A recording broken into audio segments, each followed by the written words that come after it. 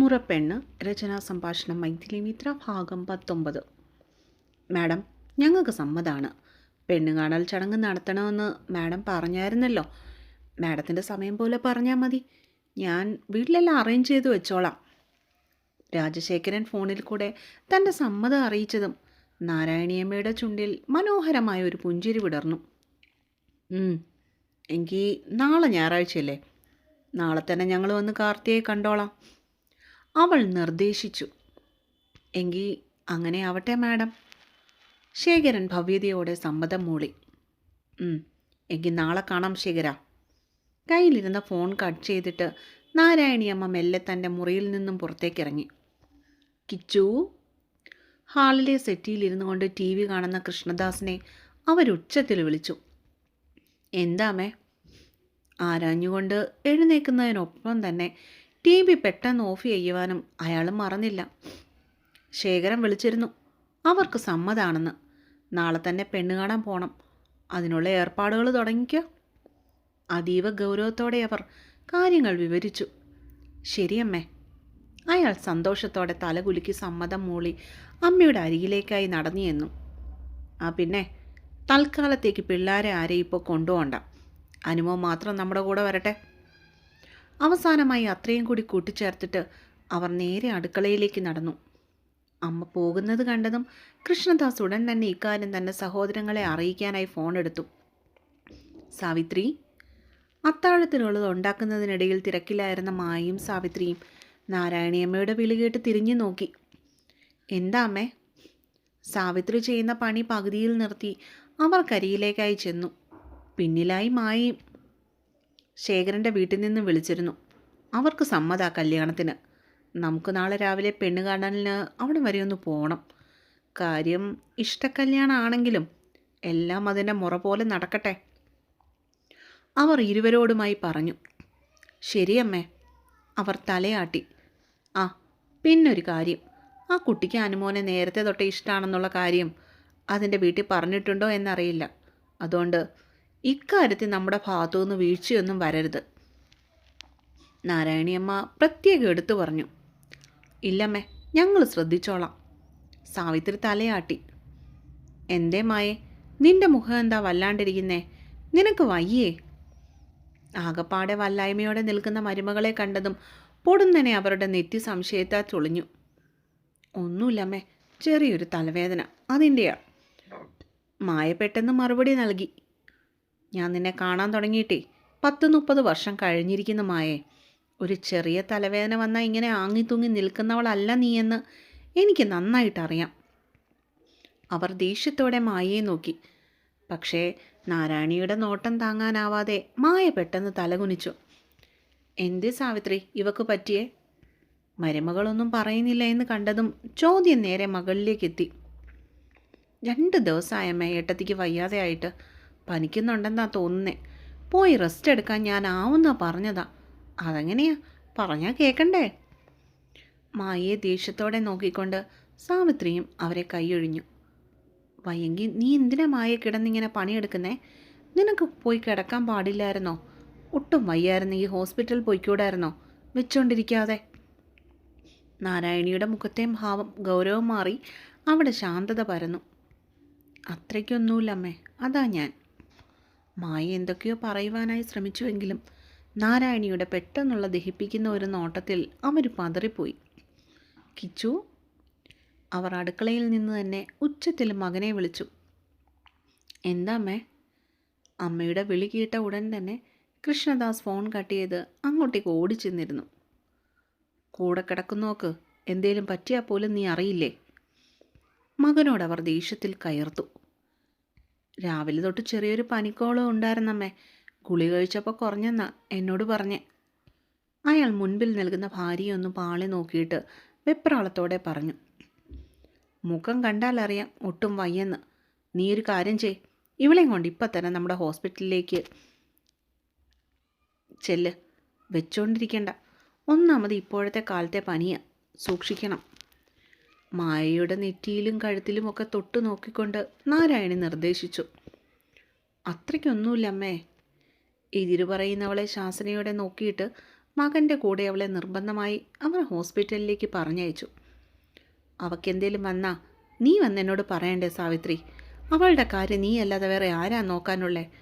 അമ്മയില്ലാത്ത കുട്ടിയാ, നമ്മൾ വേണം അതിനെ ശ്രദ്ധിക്കാൻ. മരുമകളെ പ്രതിയുള്ള ആദി നാരായണിയുടെ വാക്കുകളിലുണ്ടായിരുന്നു. എപ്പോഴും മക്കളെയും മരുമക്കളെയും ശാസിച്ച് ഭരിക്കുന്ന മേലെടുത്ത് നാരായണിയമ്മയുടെ വേറൊരു ഭാവം പരിചിതമായതുകൊണ്ട് തന്നെ സാവിത്രി ഒന്നും പറഞ്ഞില്ല. പകരം കുറ്റബോധത്തോടെ അവരെ നോക്കി തലയാട്ടി. അല്ലെങ്കിൽ തന്നെ അമ്മ ഇങ്ങനെയാണ്, ഒരു വശത്ത് ശാസിച്ച് മാറ്റി നിർത്തിയാലും മറുവശം കൊണ്ട് സ്നേഹത്തോടെയും വാത്സല്യത്തോടെയും ചേർത്ത് നിർത്തും അവർ. അതുകൊണ്ട് തന്നെയാണ് മേലെടുത്ത് നാരായണിയമ്മയുടെ വാക്കുകൾക്കപ്പുറം സ്വന്തം മക്കൾ പോലും ഒരു ചെറുവിരൽ അനക്കാത്തത്. അവരെടുക്കുന്ന എല്ലാ തീരുമാനങ്ങളും കൃത്യമായിരിക്കുമെന്ന് എല്ലാവർക്കും ഉറപ്പുണ്ട്. പക്ഷേ ചുമ്മുവിൻ്റെ കാര്യത്തിൽ മാത്രം അമ്മയ്ക്ക് തെറ്റുപറ്റിയോ എന്നുള്ള കാര്യം താൻ പലപ്പോഴും ആലോചിക്കാറുണ്ട്. ഇഷ്ടമില്ലാത്ത കല്യാണത്തിന് ചുമ്മുവിനെ കൊണ്ട് ബലമായി അമ്മ സമ്മതിച്ചെടുപ്പിച്ചെടുക്കുന്നത് പോലെ. പക്ഷേ അതിന് പിന്നിലും വേറെ എന്തൊക്കെയോ ഒരു ശരിയുണ്ടാവാം. അല്ലെങ്കിൽ തന്നെ മുറച്ചെറുക്കന്മാരെ തന്നെ കല്യാണം കഴിക്കുവാൻ തൻ്റെ മകളോട് അമ്മ ആവശ്യപ്പെടേണ്ട കാര്യം എന്താണ്?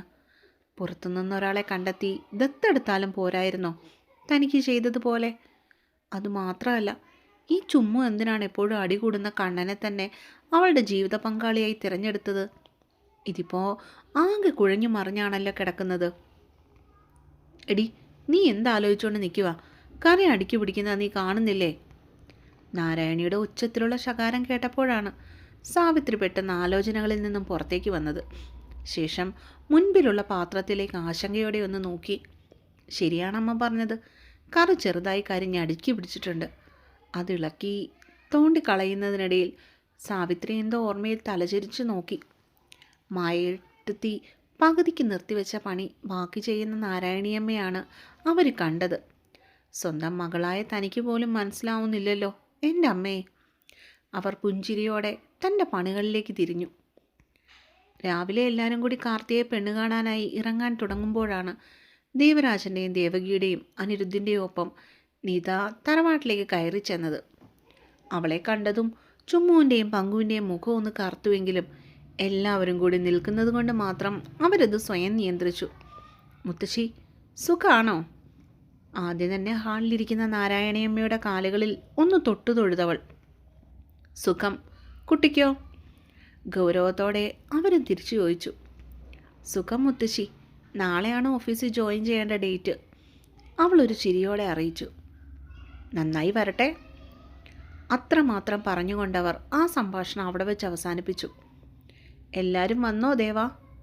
ചുവരിലെ ക്ലോക്കിലെ സമയം 10 മണി കാണിക്കുന്നു എന്ന് കണ്ടതും അവർ മൂത്ത മകനോട് ചോദിച്ചു. വന്നമ്മേ, നമുക്കിറങ്ങിയേക്കാം.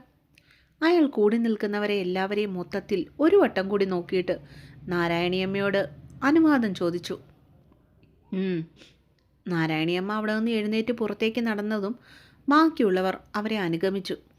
മക്കളും മരുമക്കളും അനിരുദ്ധും മാത്രമേ പെണ്ണുകാണൽ ചടങ്ങിന് വേണ്ടി പോകുന്നുണ്ടായിരുന്നുള്ളൂ. അവരെല്ലാം കയറിയ കാറുകൾ മേലേടത്തെ തറവാട്ട് മുറ്റത്തു നിന്നും മുന്നോട്ടേക്ക് നീങ്ങിയതും നാരായണിയമ്മയുടെ കണ്ണുകൾ മാത്രം സിറ്റൗട്ടിൽ നിൽക്കുന്ന മാധവന് നേരെ ഒന്ന് നീങ്ങി. അവനവരെ നോക്കി കണ്ണ് ചിമ്മി കാട്ടി എന്തിനോ വേണ്ടി. എല്ലാവരും പോയതും പങ്കുവും ചുമ്മുവും കണ്ണനും നിതയും മാത്രം അവിടെ അവശേഷിച്ചു.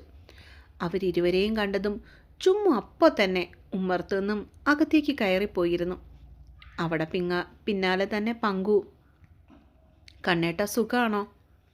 ചുരിദാറിന് മുകളിൽ കൂടി പുതച്ചതുപോലെ ഇട്ടിരിക്കുന്ന ഷാളിൽ തെരുപ്പിടിച്ചുകൊണ്ട് നീത പൊടുന്നനെ മാധവനോട് ചോദിച്ചു. സുഖം. നിനക്കോ?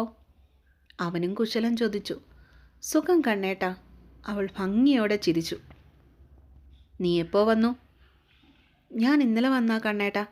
ഞാനിവിടെ വന്നപ്പോൾ കണ്ണേട്ടനില്ലായിരുന്നു. മായമ്മയോട് ചോദിച്ചപ്പോൾ ഏട്ടൻ ഡ്യൂട്ടിക്ക് പോയിരിക്കുകയാണെന്നാ പറഞ്ഞേ. നാളെയല്ലേ നിനക്ക് ജോയിൻ ചെയ്യേണ്ടത്? അവൻ അതും ചോദിച്ചുകൊണ്ട് ഹാളിലേക്ക് കയറി.